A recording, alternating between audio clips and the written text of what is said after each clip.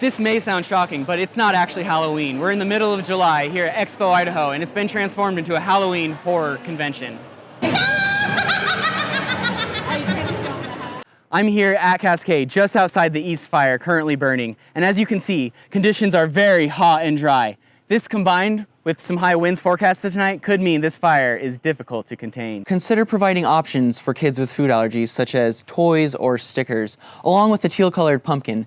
This indicates a house with alternatives to just candy, helping all kids feel included this Halloween. Reporting in Meridian, Addison James, Idaho News 6. Originally, Silver Creek Plunge was a failed attempt at a silver mine, but the only thing they were able to tap into was the natural spring water.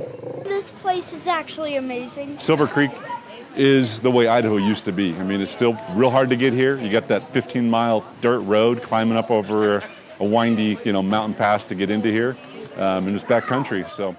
Silver Creek Plunge is a hot springs owned and operated by Sean Penn along with his relatives, nestled deep in the mountains of Garden Valley. It is a family business, yep.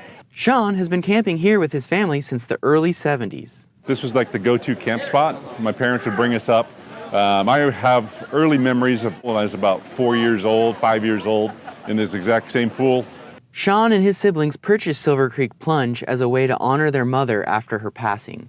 They wish to carry on their experiences here for future generations to come. Part of our dream when we took this over was that this would be a place where families experience family. We want to be a part of everybody's legacy, so they have memories to tell to their kids. We've been coming here for 13 years, ever since we were like little girls.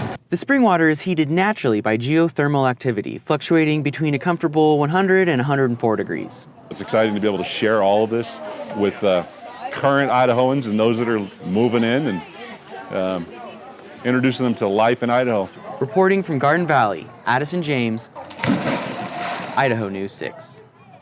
On Friday, a volunteer helicopter search team spotted a pair of boots belonging to Gwen Bernil.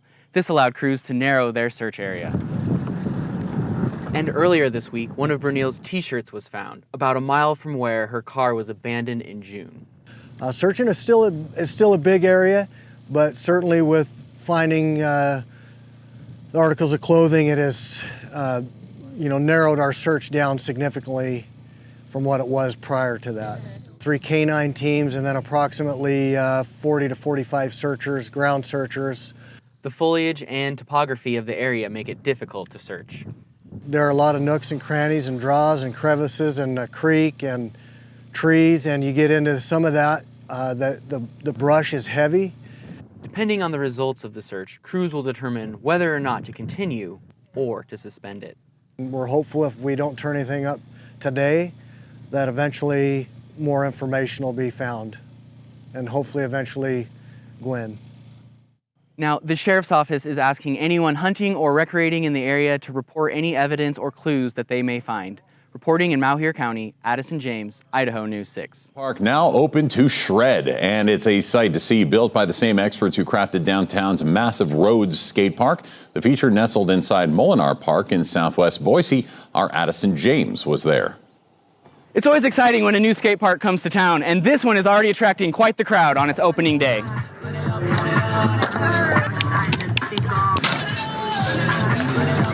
Molinar Skate Park, the first skate park in Boise south of the freeway, has been launched. So getting a new park's fun because it adds a little more diversity to the skateboarding. It's like a new setup, so you got a new flow. It's about a 15,000 square foot footprint of a park. So it's roughly about a third of the size of Rhodes Skate Park in downtown Boise. So it's a pretty good sized park. August 1st marks day one of the new facility. We don't have a setup like this anywhere else in Boise or even in Idaho. This is completely its own park. I would say this one's definitely set apart by how just some of the features. It's got a couple different curves. It's got a cool spine and hip and everything that isn't really at any other park around. What's special about this? It serves all levels of ability, from beginner to expert.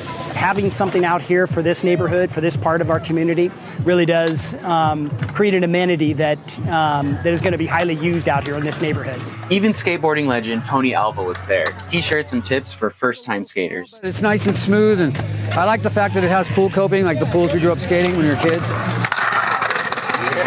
Learn the fundamentals. Just take your time. Look out for other people so nobody gets hurt. If you're a beginner, wear a helmet. And when you build something like this and you get this kind of turnout from the community, that really is what we want to see. It's healthy engagement in the community. And so building facilities like this that get this kind of use is just amazing. And that's really what we want to see. The park is open from sun up to sundown 7 days a week. In Boise, Addison James, Idaho News 6.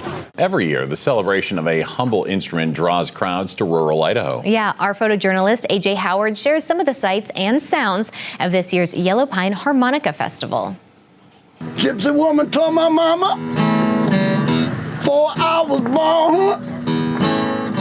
People come to the mountains to enjoy the music and the camaraderie and the fun that we have, and it gives them an experience. It started in 1990 for the centennial, and it has just grown since then. Just to get here is that you got to want to come to Yellow Pine. You're not going to drive by it. You got to want to come here. It's a windy road, 40 miles, just like this. And I thought we was in Canada or something, because it was dark, pitch black. And we finally made it here. And I'd walked up the street with a harmonica and just started playing. And people come out of the bars and stuff, and I met some lifelong friends in that first minute. The networking that happens between the performers is fabulous. I got a black cat ball. Yellow Pine Fest supports the village of Yellow Pine for the entire year. We don't pay the performers. They come up on their own dime because they have a fabulous time. The only way they make money is through their auction and selling T-shirts and that type of thing.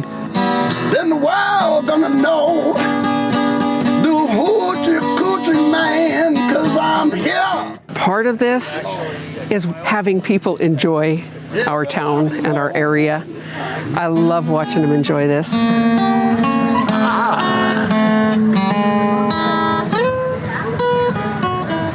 And that's why I come every year, to hear my brother play the blues.